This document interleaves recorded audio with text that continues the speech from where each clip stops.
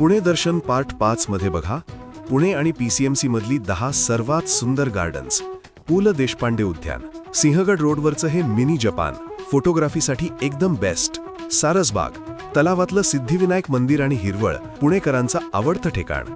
Bird valley Chinchwad, भव्य तलाव आणि बोटिंगसाठी PCMC मधलं खास स्पॉट. एम्प्रेस गार्डन, कॅम्पमधलं हे ब्रिटिशकालीन गार्डन, निसर्गप्रेमींसाठी स्वर्गच. ओशो गार्डन, कोरेगाव पार्कच्या गर्दीत शांतता हवी असेल तर इथे नक्की जा.